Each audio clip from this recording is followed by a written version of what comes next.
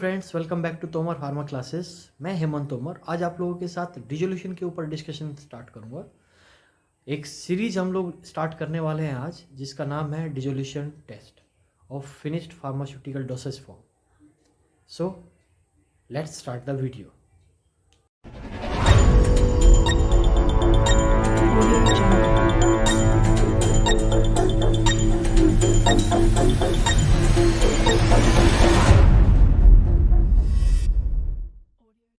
सो friends, आज का जो हमारा टॉपिक है उसका नाम है डिजोल्यूशन। डिजोल्यूशन के बारे में हम लोग आज डिस्कशन करेंगे। डिजोल्यूशन आज का टॉपिक है। इस टॉपिक के अंदर हम लोग कुछ पॉइंट्स कवर करेंगे, जैसे number 1, what is dissolution.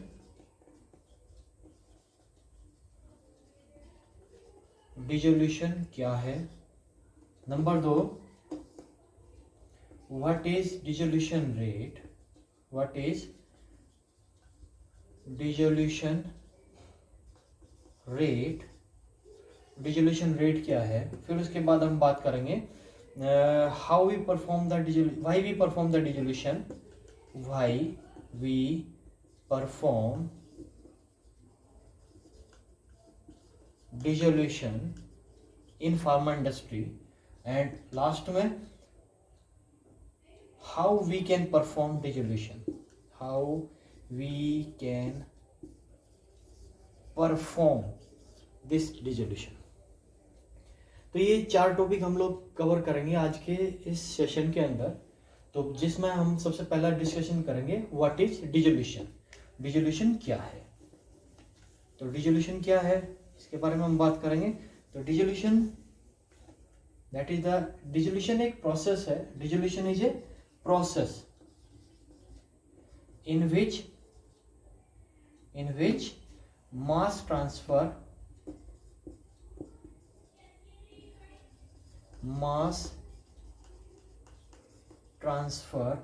from solid surface to the liquid phase.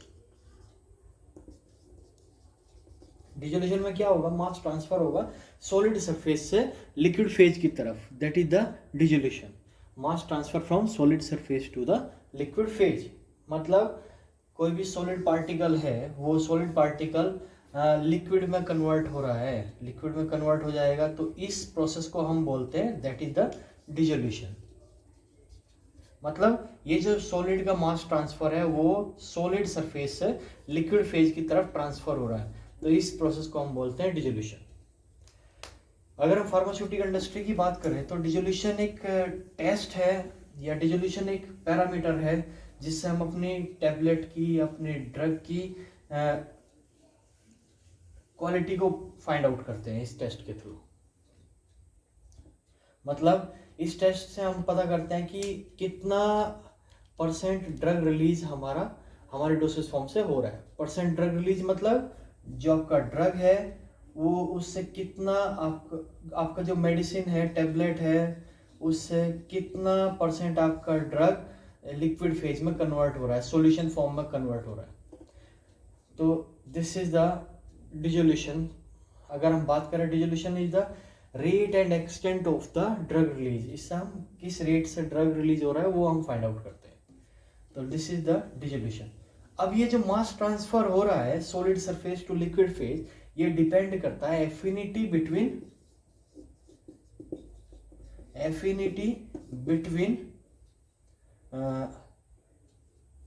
Solid particle,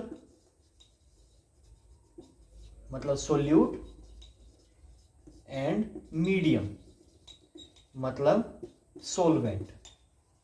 इन दोनों के बीच में जो एफिनिटी के ऊपर डिपेंड करता है डिसोल्यूशन टेस्ट, ये मास ट्रांसफर। क्योंकि अगर सपोज आपका सॉलिड पार्टिकल आपका लिक्विड मीडियम के अंदर डिसोल्व ही नहीं हुआ, अगर दोनों अलग अलग नेचर के हुए, तो दोनों की सोल्यूट की सोल्युबिलिटी मीडियम के अंदर नहीं होगी। मतलब एफिनिटी नहीं होगी तो मतलब मीडियम के अंदर सोल्युबिलिटी नहीं होगी। सोल्युबिलिटी नहीं होगी तो वहां पर डिसोल्यूशन कम हो जाएगा।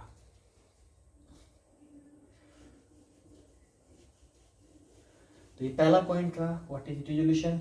दूसरा point, what is the rate of dissolution या dissolution rate, rate of dissolution. जहाँ रेट की बात आ जाती है वहाँ पे होती है पर यूनिट टाइम, मतलब पर यूनिट टाइम में कितना ड्रग रिलीज हो रहा है आपकी डोसेज फॉर्म से। ड्रग रिलीज इन per unit time under specified condition. Specified condition कौन सी होगी, इसमें टेम्परेचर रहेगा, टेम्परेचर, मीडियम और टाइम, और इसके अलावा कुछ डिसोल्यूशन पैरामीटर्स भी रहेंगे।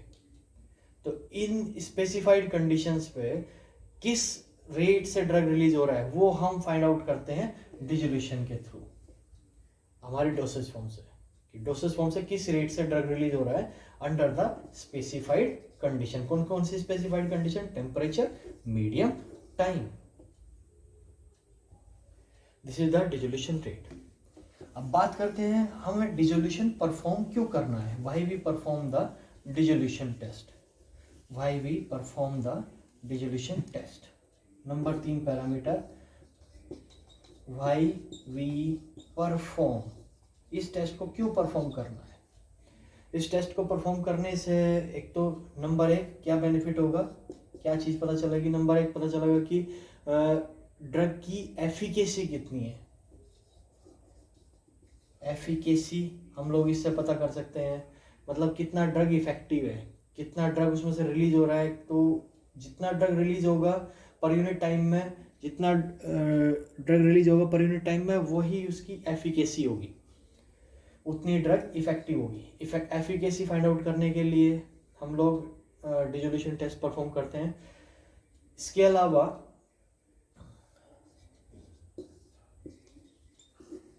Uniformity between production load, production में डिफरेंट बैचेस प्रिपेयर होते हैं और उनके बीच में कितनी यूनिफॉर्मिटी है, वो हम फाइंड आउट करते हैं इस डिसोल्यूशन टेस्ट के थ्रू। इसके अलावा बायो इक्विवेलेंस स्टडी करते हैं, और प्रिडिक्शन करते हैं बायो अवेलेबिलिटी को प्रिडिक्ट करते हैं इसके थ्रू, डिसोल्यूशन के थ्रू। तो डिसोल्यूशन क्या है, एक इन विट्रो टेस्ट है जिससे हम फाइंड आउट करते हैं कि किस रेट से हमारा ड्रग रिलीज होता है हमारी डोसेज फॉर्म से।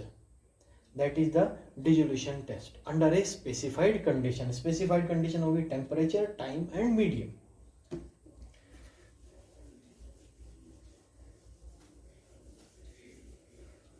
अब डिसोल्यूशन परफॉर्म कैसे करना है, how we can perform the dissolution test. तो डिसोल्यूशन टेस्ट परफॉर्म करने के लिए 4 चीजों की जरूरत पड़ती है। Number 1 apparatus, number 2 dissolution medium, number 3 test condition, number 4 acceptance criteria. ये 4 चीजों की जरूरत पड़ती है डिसोल्यूशन टेस्ट को परफॉर्म करने के लिए, apparatus, dissolution medium, test condition and acceptance criteria. तो सबसे पहले बात करते हैं एपैरेटस की। एपैरेटस की अगर बात करें तो अकॉर्डिंग टू फार्माकोपिया अलग अलग एपैरेटस दिए गए हैं। यूएसपी के अंदर यूनाइटेड स्टेट फार्माकोपिया के अंदर 7 एपैरेटस है, जबकि आईपी के अंदर 2 एपैरेटस है। इसके अलावा 2 उसके अंदर अभी और ऐड हुए हैं। तो और बीपी के अंदर, बीपी एंड ईपी के अंदर, ब्रिटिश फार्माकोपिया और यूरोपियन फार्माकोपिया के अंदर 3 एपैरेटस है। तो अगर हम यूएसपी की बात करें, यूएसपी के अंदर 7 एपैरेटस कौन कौन से हैं, 7 apparatus of USP, 7 apparatus of USP. Apparatus 1,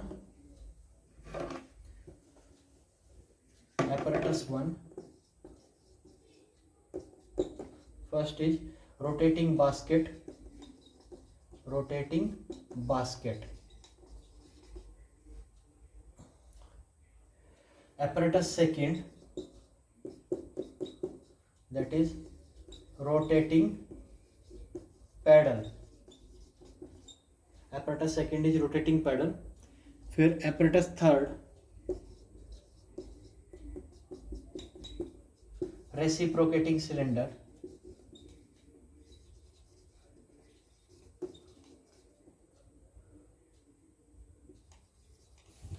Apparatus 4, flow through cell.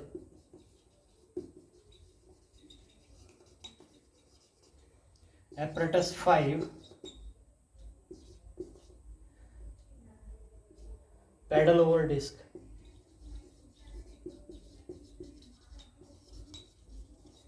Apparatus 6, cylinder. Apparatus 7, that is reciprocating holder.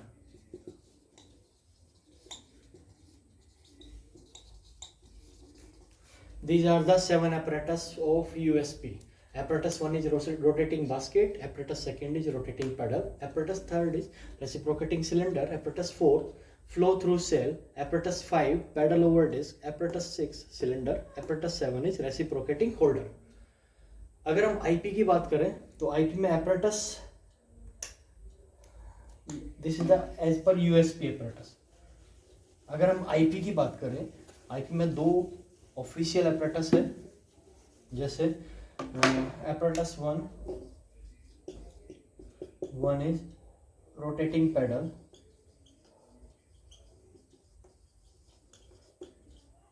apparatus 2nd is rotating basket. तो ये 2 apparatus IP के अंदर है. USP में 7 apparatus, IP में 2 apparatus. Apparatus 1 is rotating paddle, apparatus 2nd is rotating basket. तो this is the apparatus, all about apparatus. इसके अलावा apparatus का मैं अलग से एक सेशन लूँगा, अलग से एक क्लास लूँगा, उसमें मैं पूरा डिटेल्स में बताऊँगा कि कौन कौन से apparatus किस डोसेज फॉर्म के लिए हम लोग यूज़ करते हैं. ठीक है. इसके बाद बात करते हैं हम लोग सॉरी डिसोल्यूशन मीडियम.